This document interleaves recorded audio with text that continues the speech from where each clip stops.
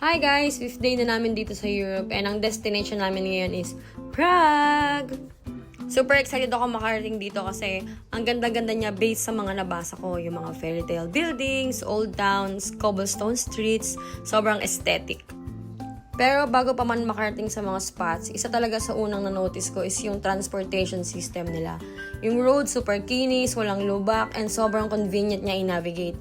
Feeling ko talaga organized yung buong daloy ng transport dito. So, let's go mag-explore na tayo. So, kaya laging wala sa picture yung daddy ko kasi lagi siya yung tago ko ng picture namin. Okay guys, so andito na nga tayo ngayon sa Old Town Prague. And sobrang ganda talaga ng feeling maglakad dito. Like, grabe yung mga buildings, parang galing talaga sa fairy tale, colorful, may mga gothic spires, and preserved pa rin kahit ang tanda na. Also, fun fact lang, itong Old Town, isa to sa pinakamatandang parte ng Prague. So, dati nga separate town pa siya bago pa siya ma-incorporate sa buong city. Kaya UNESCO World Heritage Site to ngayon. Kasi, sobrang well-preserved ng medieval vibes nila. Like, personally, I love medieval history. Kaya, sobrang saya ako magpunta dito sa Europe.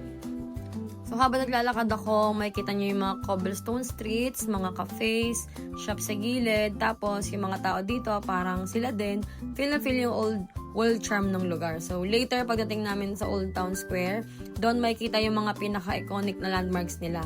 Merong mga Gothic church, mga colorful Baroque buildings, and syempre, yung sikat na astronomical clock. So, papakita ko yun later. So, yung mga building dito, halo-halong Gothic, Baroque, and Renaissance style kasi iba't ibang panahon sila natayo. So, kaya parang timeline ka na lang naglalakad sa iba't ibang era ng European history.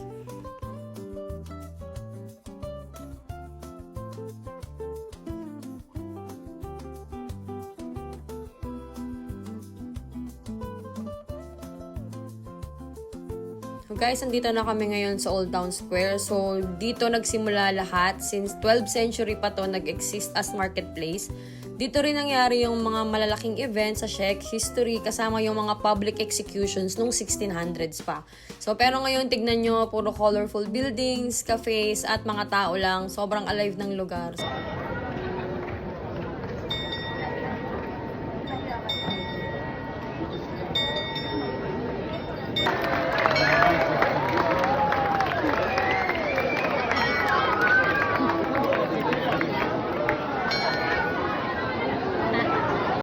So, yung napanood nyo na yun guys, yun yung astronomical clock. So, installed siya noong October 9, 1410. So, 600 years old na siya.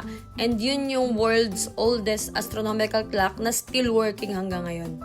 And may legend din pala na naikwento na noong tapos na yung clock, pinabulag daw yung clockmaker para hindi na siya makagawa ng kaparehas nito sa ibang bansa. Pero fun fact, na-prove naman na this is just a legend lang. So, walang historical basis yun. So, sobrang laki rin natin makita to ngayon kasi nasira na siya heavily nung World War II pero na-restore naman siya. Kaya buo pa rin natin makikita yung ganda niya today.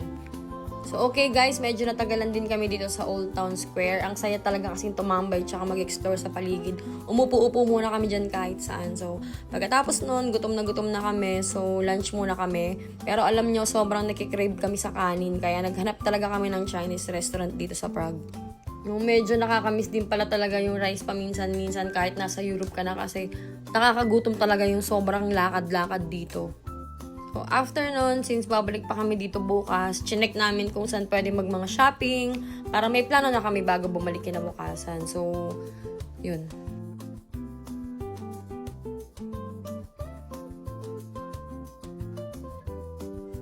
So, nagpapahinga na yung mga kasama ko. Ako talaga, sinulit ko pa rin yung paglalakad-lakad dito kasi sobrang saya talagang mag-take ng videos dito. As in, nag-i-enjoy ako. Kaya para yata akong baliw dyan nung nakarapet. Pero okay lang. So, biyahe na kami papunta sa hotel. And kahit maliwanag pa yan, guys, late na yan, gabi na yan. Kaya sobrang pagod na ewan na ako. So, ayan yung hotel room namin ni Tang. So, dito na namin dito sa Prague. So, ngayon pupunta na kami sa Prague Castle. So, tingnan nyo habang naglalakad kami papunta doon. Grabe, sobrang ganda ng mga buildings na dinadaanan namin. Sobrang detailed yung architecture. Tapos yung mga colors nila, parang galing pa talaga sa fairy tale. OA na kung OA, pero sobrang ganda talaga. So, ayun yung castle kung nakikita ninyo. Ayan na siya. So, may pwesto din dito na parang veranda kung saan may kita mo yung buong Prague. Pero, isave ko muna yon. Papakita ko na lang siya sa inyo mamaya. So, nagpapalit na sila ng guards ngayon. So, this is yung tinatawag na changing of the guard ceremony. So, every hour kasi ito ginagawa dito sa Prague Castle. Pero yung pinaka-grand version niya, tuwing tanghali or 12 noon kasama pa ng brass band. So, sa loob ng Prague Castle Complex, bago kami makarating sa cathedral, dadaan muna kami dito sa second courtyard. So, meron ditong fountain at may medieval well din sa gitna. So, architecture nito is neoclassical style na commission pa noon ni Empress Maria Theresa. So, ito na yung St. Vitus Cathedral. So, sobrang laki niya, no? Talagang magugulat kapag pasok mo dun sa may gate. So, si King Charles IV mismo yung naglagay ng foundation stone nito noong 1344. Pero hindi agad natapos yung construction niya. So, umabot pa ng halos 600 years bago siya makomplete noong 1929. So, dito rin nakalibing yung mga Bohemian Kings noon. At isa pang cool fact, meron silang stained glass window na ginawa mismo ni Alphonse Mucha, hindi ko alam kung tama, yung sikat na Czech artist. So, ito ang pinakamalaking area na nakapalibot dito is parte pa rin ito ng castle courtyards dito at talagang dumadaan yung mga official ceremonies. Kaya, may kita mo agad kung gaano ka-grand yung buong complex. So, ito na yung tinatawag kong veranda kanina. So, tignan nyo, halos buong Old Town may kita mo dito. Sobrang ganda ng view, parang postcard talaga. Kasi, ito yung Southern Gardens ng Prague Castle. So, dito talaga pinakamaganda i-appreciate yung buong lungsod. So, may kita mo dito yung Lesser Town, yung Old Town, pati yun na rin yung mga Petrin Hill sa gilid.